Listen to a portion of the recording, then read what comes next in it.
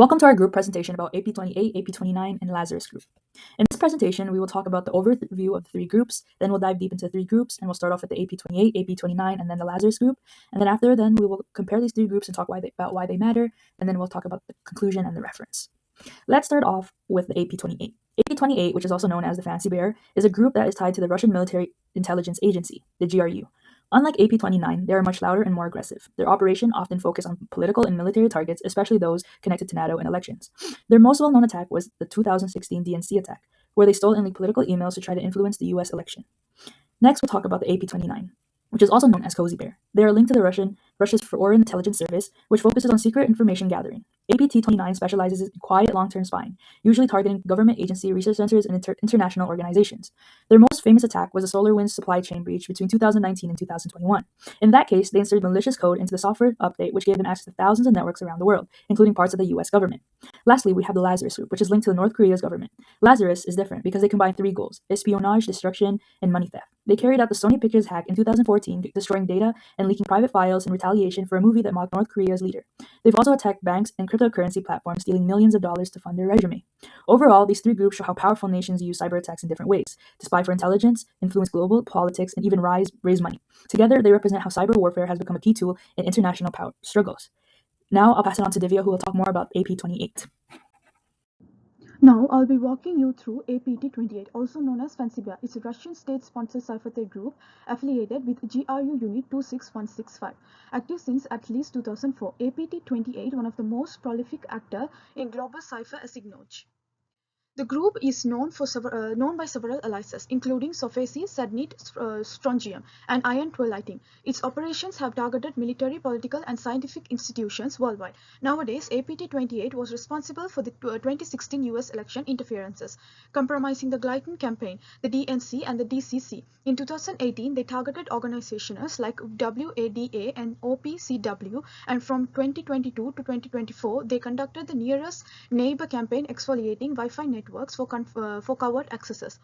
APT28 employs advanced tactics such as spear phishing, password spraying, and privilege escalation using vulnerability like CVE 2015 and 1701. Their malware arsenals, including Chopsticks, Logix, the first known UEFI rootkit in the world, Zobresi, Canon, and Drorob. The infrastructures, they rely on VPN, Tor, and even Google Drive to exfiltrate data. They maintain access through web shells like Regeorge, registry keys, and COM hijacking. So why does this matter? Because APT28 isn't just hacking group. They are a digital extension of Russian state power. Their operations show how cyber tools are being used for espionage, disruption, and influence on a global scale.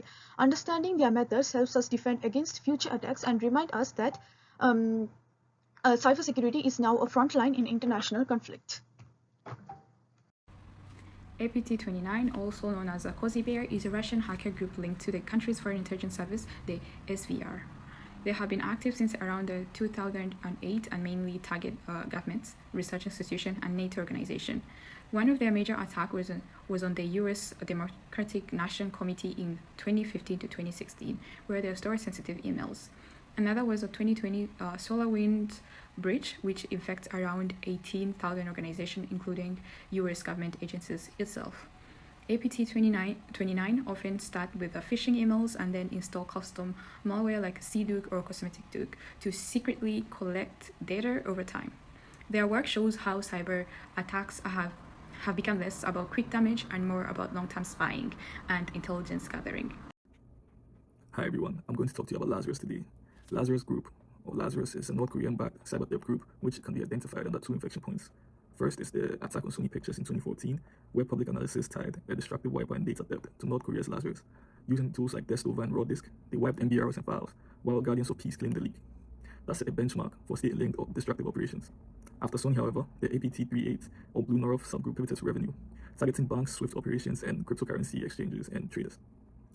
Initial access is often gained through dream job recruiter laws and spear phishing, followed by signed implants and DLL sideloading to avoid offenses.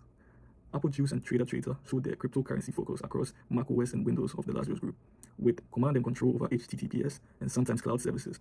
In short, the attack on Sony Pictures shows the Lazarus Group's destructive capacity, and the bank and cryptocurrency campaigns show sustained large-scale financial theft goals of the group. I'm going to be talking about the comparison, why it matters, and the conclusion. So for this part of the presentation, I'm talking about APT28, APT29, and Lazarus Group, and why they're a big deal.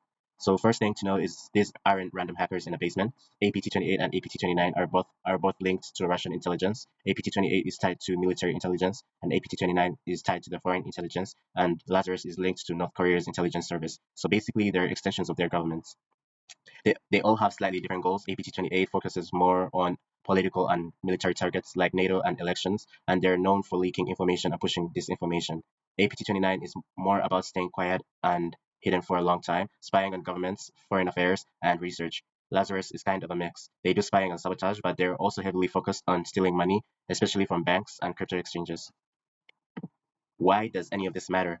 It shows that cyber attacks are a normal way for countries to use power. Instead of going to war, they can steal sensitive data, influence public opinion, or hit the economy from behind. These things, like the SolarWinds attack, that prove even trusted software can be turned into a weapon. And when Lazarus steals hundreds of millions, that money can help fund a sanctioned regime and also make people lose trust in financial systems. So the main point is cybersecurity isn't just an IT issue in the background anymore. Groups like APT28, APT29, and Lazarus are tied directly to national security, diplomacy, and the global economy, which governments, organizations, and even regular users all need to take this seriously. Here are our references to what we use to get our information to write this presentation and this slide.